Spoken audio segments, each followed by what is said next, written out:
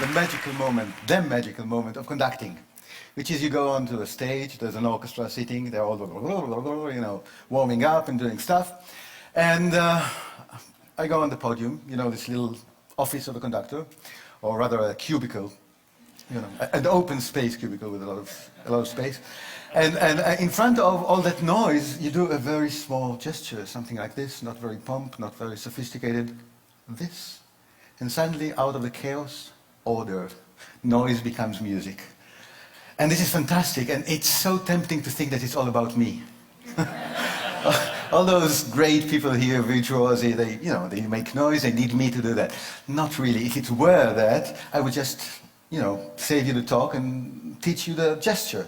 So you could go out to the world and do this in whatever company or whatever you want, and you have perfect harmony. It doesn't work. Let's look at the first video. I hope you'll think it's a good example of harmony, and then speak a little bit about how it comes about.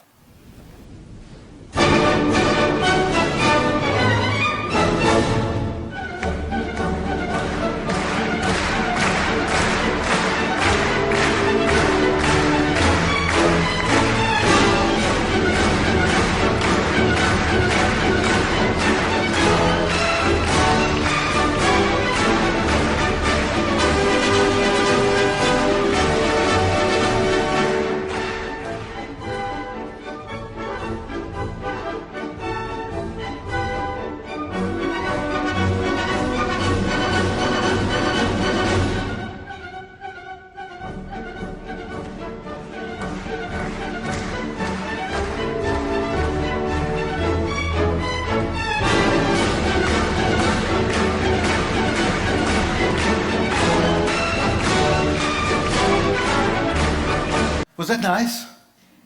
So if that was a sort of a success, now who should we thank for the success? I mean, obviously the orchestra musicians playing beautifully, the Vienna Philharmonic Orchestra. They don't often even look at the conductor. And then you have the clapping audience, yeah, actually taking part in doing the music. You know, Viennese audiences usually don't interfere the music. Yeah? This is the closest to an oriental belly dancing feast that you ever get in Vienna. Yeah? Unlike, for example, in Israel, where audiences cough all the time. Yeah? You know, Arthur Rubinstein, the pianist, used to say that anywhere in the world, people that have the flu, they go to a doctor. In Tel Aviv, they come to my concerts. So that's a sort of a tradition. But Viennese audiences do not do that. But here they go out of the regular, just to be part of that, to become part of the orchestra, and that's great. You know, audiences like you, yeah, make the event. But what about the conductor? What can you say the conductor was doing, actually? Yeah, he was happy, and I often show this, to senior management. People get annoyed. You come to work. How come you're so happy? Something must be wrong there, yeah? But he's spreading happiness. And I think the important thing is this happiness does not come from only his own story and his joy of the music. The joy is about enabling other people's stories to be heard at the same time.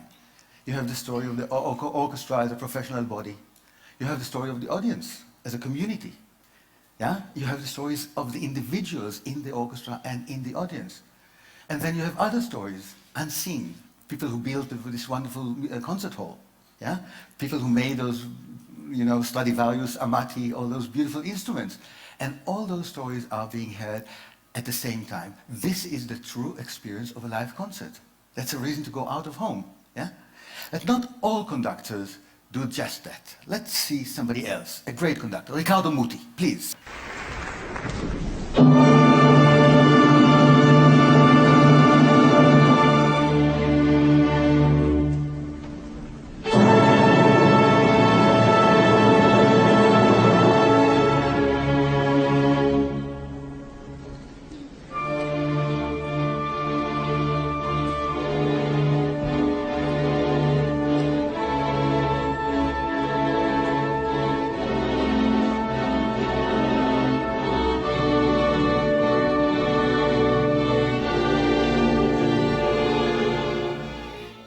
Very short, but you could see it's a completely different figure, right? He's awesome, he's so commanding, yeah? So clear. maybe a little bit over clear. Can we have a little demonstration? Would you be my orchestra for a second? Can you sing, please, the first note of Don Giovanni? You have to sing, oh, and I'll stop you. Okay? Ready? Well, come on, with me. If you do it without me, I feel even more redundant than I already feel. So, please, wait for the conductor. Now, look at me, and I stop you. Let's go.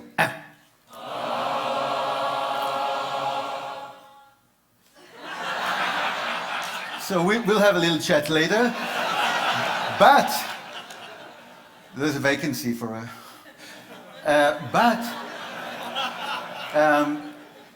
you could see that you could stop an orchestra with a finger. Now what does Riccardo Muti do? He does something like this. Oh, and then sort of. So not only the instruction is clear, but also the sanction. What will happen if you don't do what I tell you to do? So, does it work? Yes, it works. To a certain point. When Muti is asked, why do you conduct like this? He says, I'm responsible. Responsible in front of him. Now, he doesn't really mean him, he means Mozart, which is like the third seat from the center. So, he said, if I'm responsible for Mozart, this is going to be the only story to be told. It's Mozart as I, Riccardo Muti, understand it. And you know what happened to Muti? 3 years ago, he got a letter signed by all 700 employees of La Scala, musical employees, I mean, the musicians, saying, you're a great conductor, we don't want to work with you, please resign.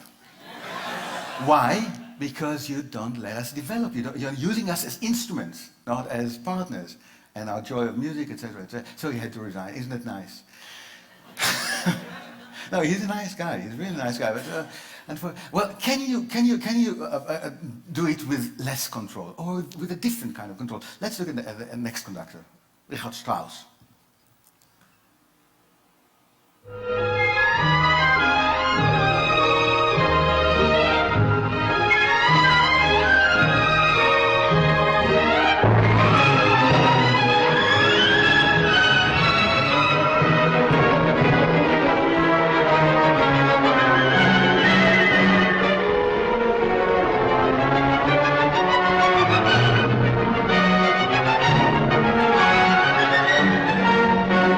I'm afraid you'll get the feeling that I really, picked up on him because he's old, And it's not true. When he was a young man, about 30, he wrote what he called the 10 Commandments for conductors. First one was, if you sweat by the end of the concert, it means that you must have done something wrong. That's the first one. The fourth one you like better. It says, never look at the trombones. It only encourages them. So, the whole idea is really to let it happen by itself. Do not interfere. But how does it happen? Did you see him turning pages in the score? Now, either he's senile and doesn't remember his own music because he wrote the music, or he's actually transferring a very strong message to them saying, come on guys, you have to play by the book.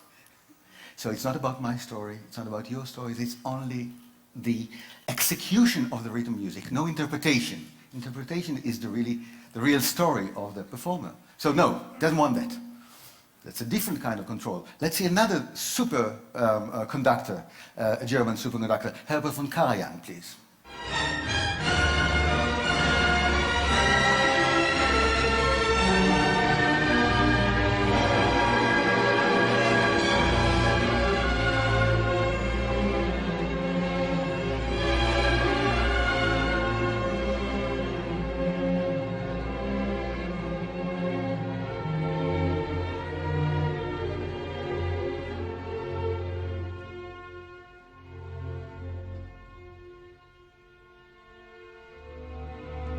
What's different?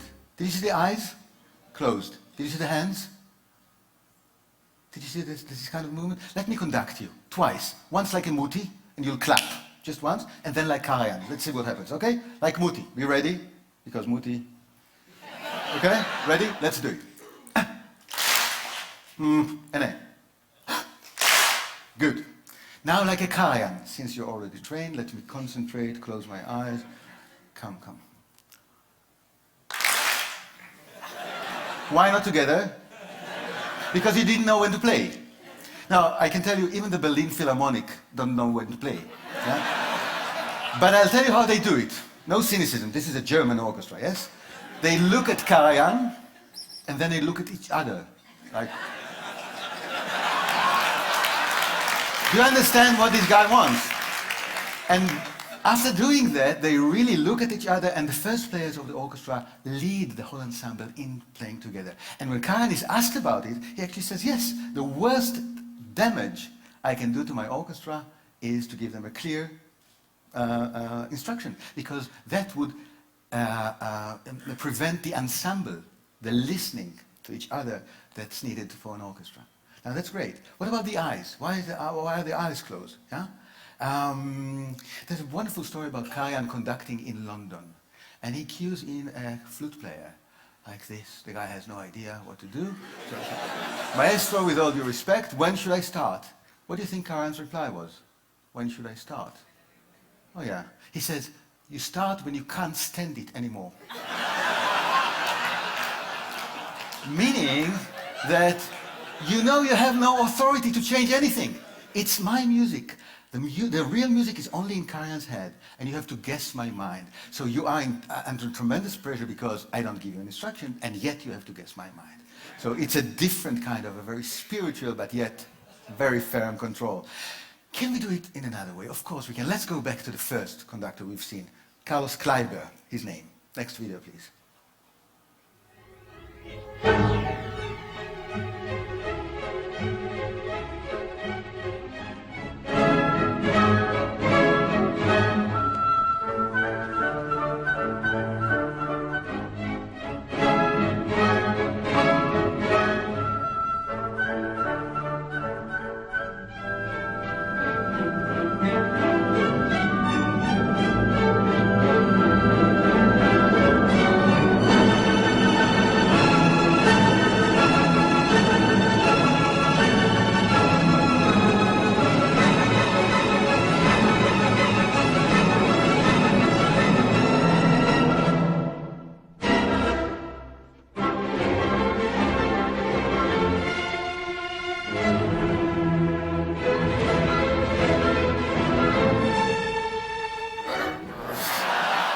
Yeah. Well, it is different, but isn't that controlling the same way? No, it's not, because he is not telling them what to do. When he does this, it's not take your Stradivarius and, like Jimi Hendrix, smash it on the floor. Yeah, it's not that. He says, this is a gesture of the music. I'm opening a space for you to put in another layer of interpretation. That is another story. But how does it really work together if he doesn't give them instructions? It's like being on a roller coaster. Yeah? You're not being given any instructions. But the forces of the process itself keep you in place. That's what he does.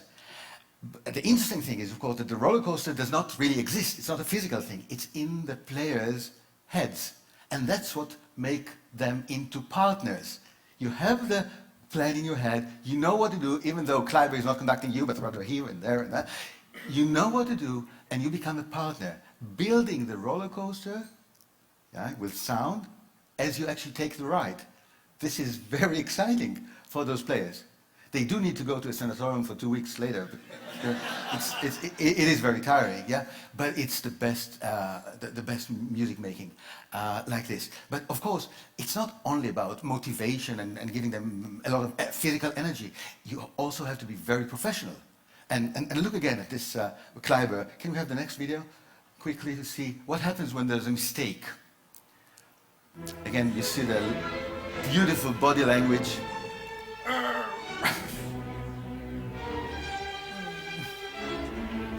And now there's a trumpet player who does something not exactly the way it should be done. Go on with the video. Look. See? Second time for the same player. And now the third time for the same player.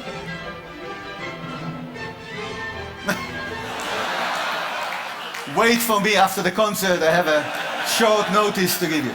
You know, when it's needed, the authority is there. It's very important. But authority is not enough to make people your partners. Let's see the next video, please. See what happens here.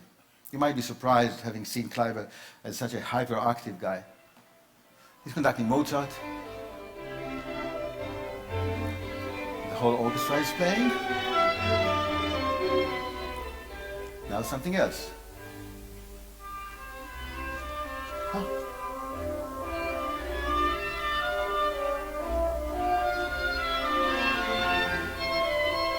See? He is there 100%, but not commanding, not telling what to do, rather enjoying what the soloist is doing. Another solo now. See what you can pick up from this.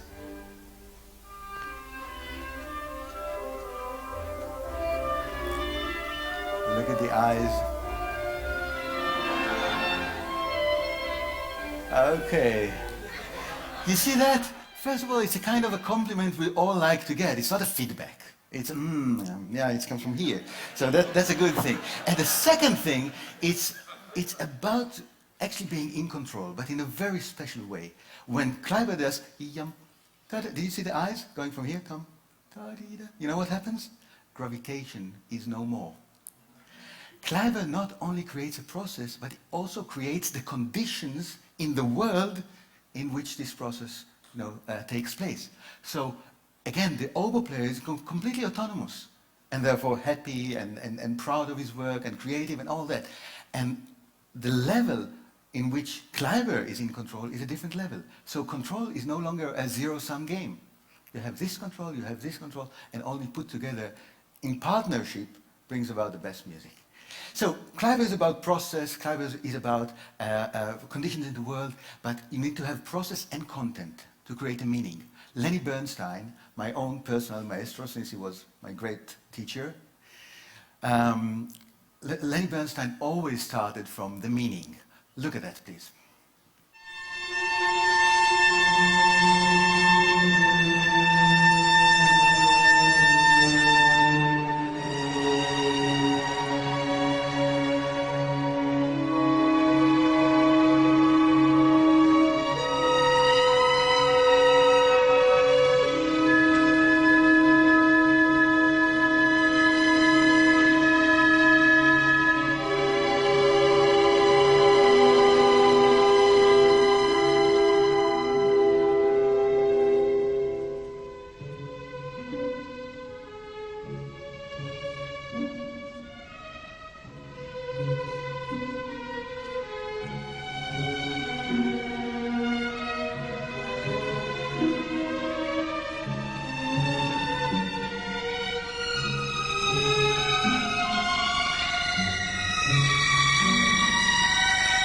Do you remember the face of Muti at the beginning? Muti had a wonderful expression, but only one.